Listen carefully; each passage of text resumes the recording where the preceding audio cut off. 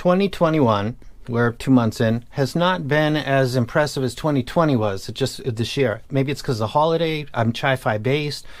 There seems like a plateau has been kind of reached. Is this just me, or are other people thinking this? How good can stuff get?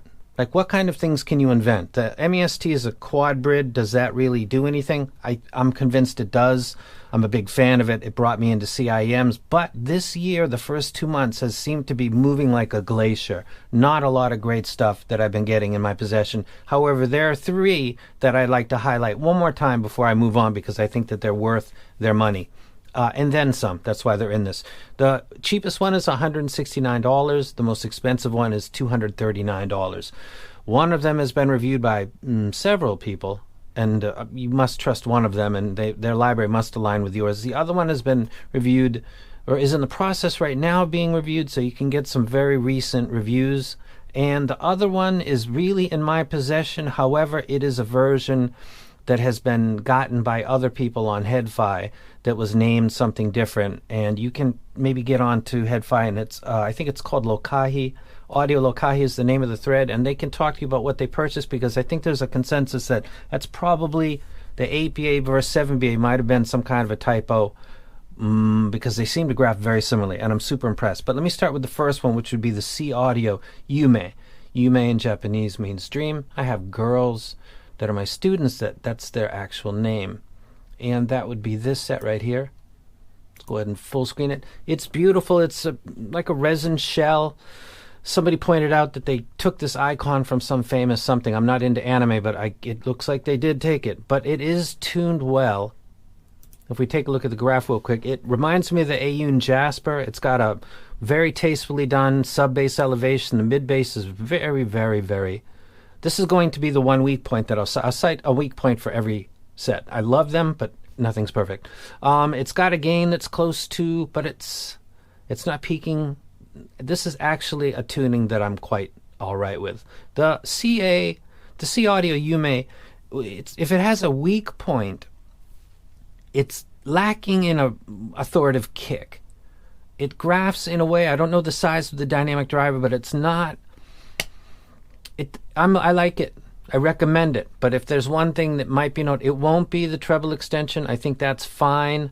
With my library, I'm not missing anything right here, because this isn't just a little bit more up. It seems fine. Another set that I'll be reviewing by the same company that has a bigger gash right here, that is noticeable. This set, it's not. It's over here where there seems to be.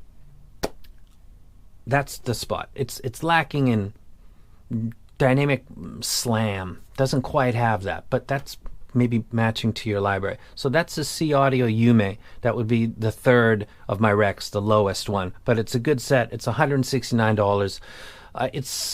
It does very well. For its money, I think it's a very nice set. Totally satisfied with it. Next one is going to be the ThieAudio L4.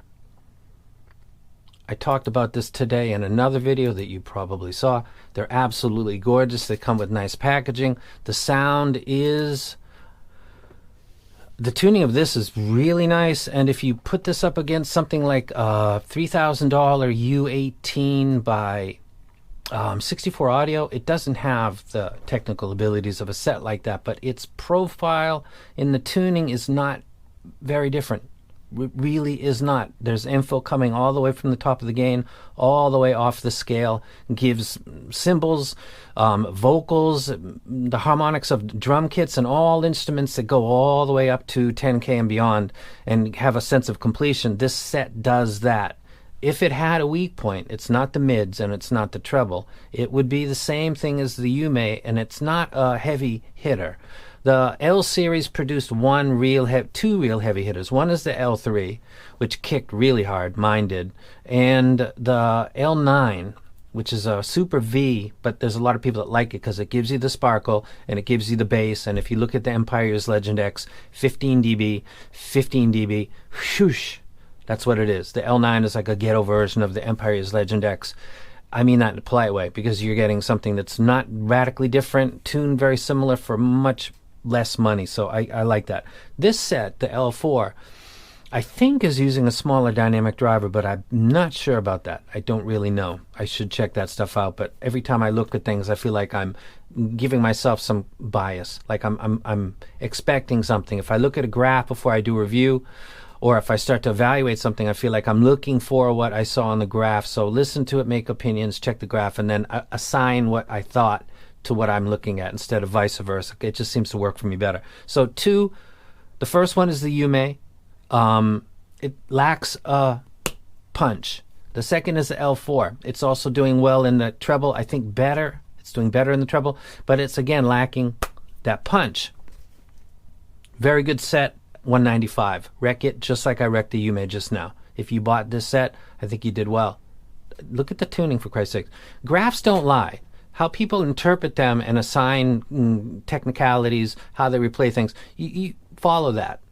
You can follow that. But that's a nice graph, and they did a really good job on that. I'm quite impressed with it. The last one we're going to look at is the Audiolokahi. Interesting name.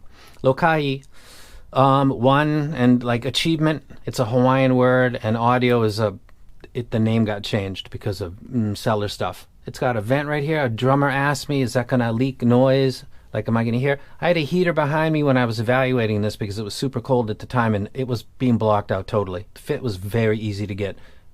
Perfect. With the tips that are in that photograph, I blocked out the world in case you're watching this by chance. I think it would be fine. Don't know what that's actually doing. As dynamic driver flex might be relieved by that, but there's no dynamic driver in here. There's 7 balanced armatures, so I don't know. The graph on this is the best bass of the 3, and it's a balanced armature set. There's no dynamic driver. That doesn't make sense. I bang on about dynamic drivers and the authenticity of the low end, the pulls and the releases of bass strings, listening to Sweetleaf, Geezer.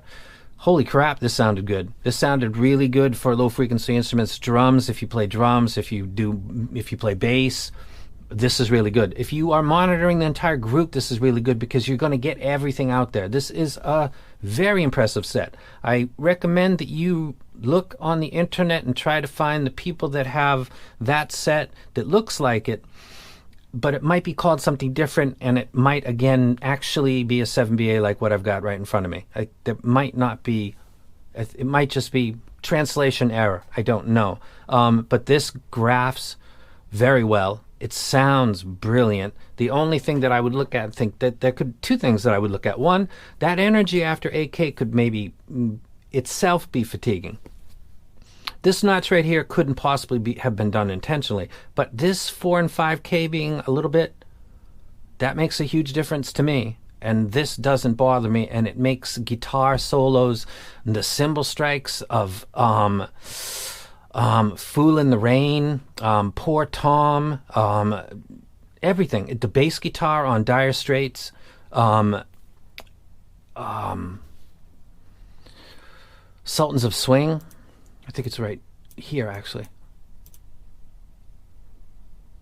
To be specific, so when you ever get this set, or you know someone does, ask them about this. The bassist on this track is really pinning that whole thing down. He is the backbone of this. He's not supposed to sound too far back. He's not supposed to be drowning out Mark's vocals. He sounds perfectly placed on this. Drum kits sound excellent on this. This is a BA set.